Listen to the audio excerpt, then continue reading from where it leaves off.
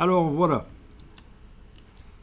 on va faire la marionnette sur le cheval, parce que je me dis, tiens, oui, c'est pas mal, mais est-ce que les pattes arrière, en les repositionnant, les pattes avant, peut-être le cou, etc., est-ce que ce serait pas mieux? Avant de faire ça, je vais enregistrer, fichier enregistré sous, pour garder une sauvegarde au cas où.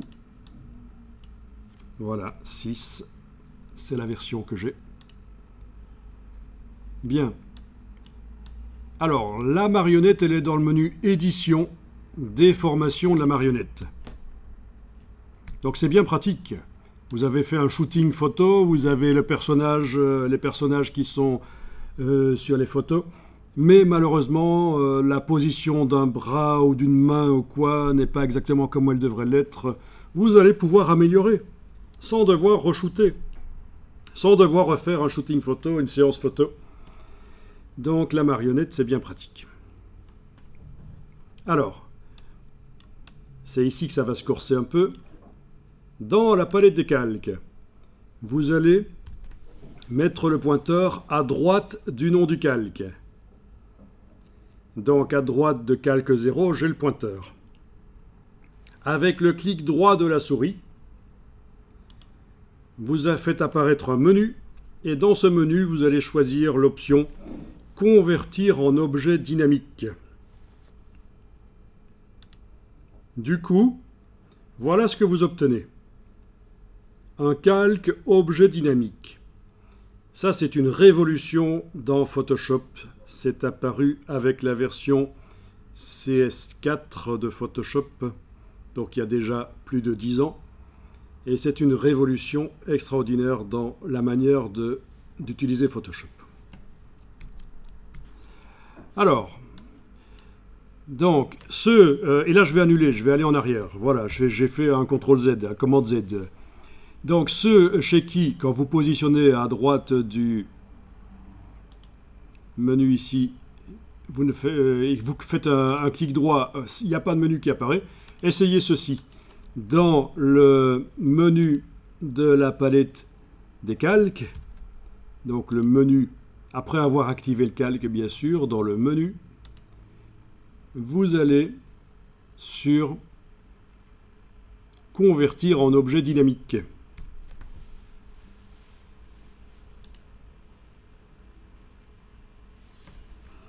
D'accord, donc c'est parce que vous étiez déjà dans la marionnette, vous aviez déjà fait édition, déformation de la marionnette. Mais non, en fait, avant de faire ça,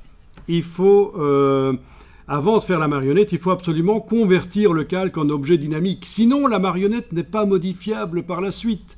Vous pourrez la mettre une fois, mais elle sera figée, non modifiable. Et c'est ça l'idée ici.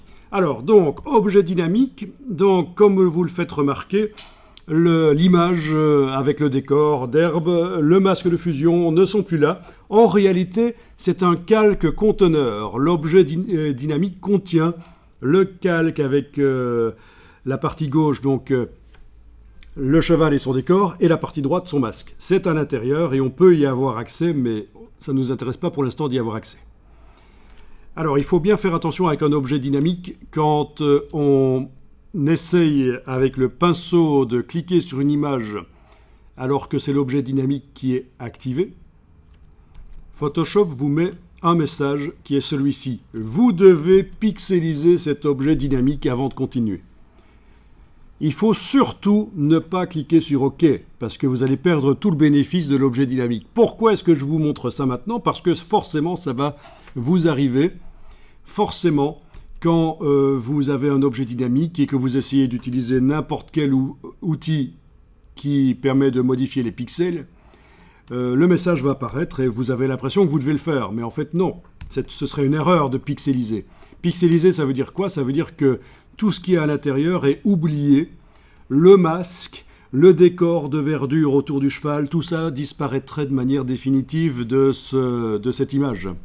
Alors que là, ils sont toujours à l'intérieur, en fait. On a l'impression qu'ils ne sont pas là, mais ils sont toujours à l'intérieur.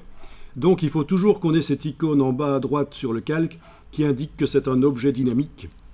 C'est parfait, c'est ce qu'il nous faut.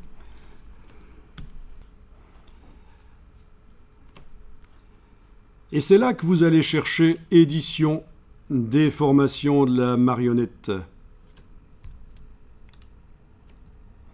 Donc vous avez un filet qui entoure le cheval, mais il ne nous intéresse pas, le filet.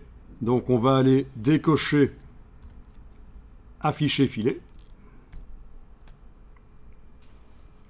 Ah, ceci dit, si, il a quand même un intérêt.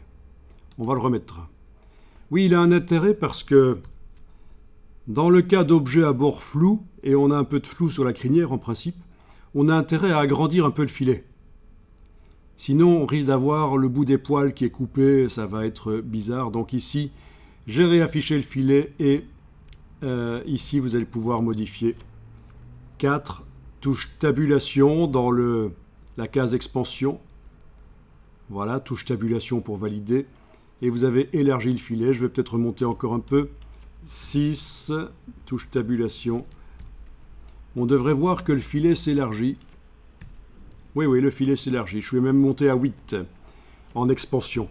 Donc, bonne astuce, quand vous faites une marionnette sur un objet qui a des bords flous, il faut jouer un peu sur l'expansion, sinon vous risquez que les flous soient coupés, qu'on voit que c'est bizarre. Le flou ne va pas jusque... Voilà, il est coupé, quoi. Alors que là, il sera normalement pas coupé. Donc on est bien d'accord, c'est sur le cheval qu'on fait la marionnette. Les ombres, elles ne font pas partie de la marionnette. Elles sont toujours en dessous, là, sans problème. Bien. Et donc je suis en train de voir, avant de continuer à faire les ombres sur les jambes arrière, si je ne vais pas repositionner les jambes arrière. Donc là, je peux aller décocher, afficher filet. Maintenant que j'ai été modifié l'expansion et que j'ai vérifié que le flou du bord de l'objet est bien dans la zone du filet, largement. Et vous allez pouvoir cliquer pour mettre des punaises. Voilà, j'ai mis 3 punaises par exemple. Alors, pour enlever une punaise, c'est aller sur la punaise avec la touche Alt, vraiment sur la punaise, et on clique et ça l'enlève. D'accord? Touche Alt et cliquer sur la punaise l'enlève. Là, j'ai plus aucune punaise. Je vais en remettre une là. Une là. Voilà. Et vous pouvez déjà tester qu'est-ce qui se passe si je prends la punaise sans enfoncer aucune touche, la punaise de droite, et que je la bouge. Voilà. Et vous pouvez faire des choses marrantes avec ça, éventuellement. La punaise de gauche, voilà. Donc vous comprenez le principe. Il va falloir aller ajouter des punaises de manière à positionner les pattes arrière, éventuellement comme ça. Voilà. Donc pour bouger une punaise, on clique sur la punaise et on la bouge. Alors, il y a quelque chose qui peut être intéressant avec les punaises, c'est la touche Alt, mais pas pour aller cliquer sur elle pour la supprimer, mais en se mettant avec la touche Alt à côté, ça tourne la punaise. Et ça peut être utile. Ok, celle-là, je vais la supprimer avec la touche Alt, parce que finalement, elle ne servait pas. Voilà, donc on teste pour repositionner un peu.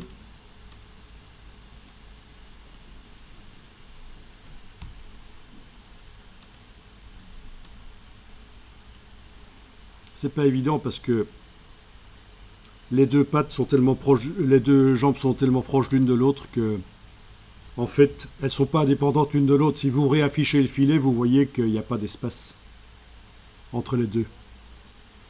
Donc c'est inutile d'essayer même d'en bouger une vraiment différemment de l'autre à cause de l'expansion du filet. Elles ne sont pas indépendantes, vous voyez. Par contre, les jambes de devant, là, elles sont indépendantes.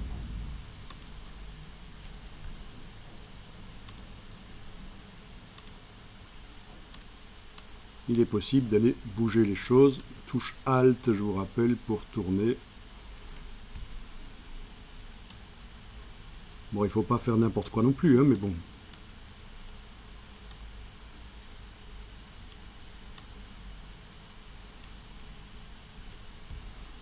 Donc très intéressant, et d'autant plus que comme on le met sur un objet dynamique, on va pouvoir remodifier la marionnette.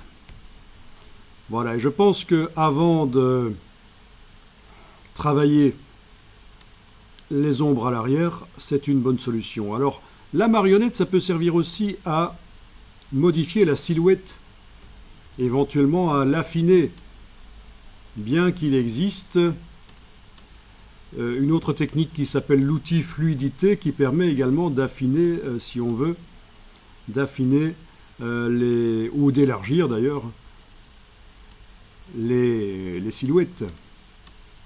Et ça, c'est beaucoup utilisé, notamment, ça peut servir aussi quand on travaille sur un visage, ça peut servir à faire sourire la personne grâce aux punaises. Là, on tire sur la peau et on lui fait faire un sourire. Voilà, bon, peu importe que ce soit bon ou pas ce qu'on a obtenu là, vous allez pouvoir cliquer sur le petit V au-dessus et vous avez validé la marionnette.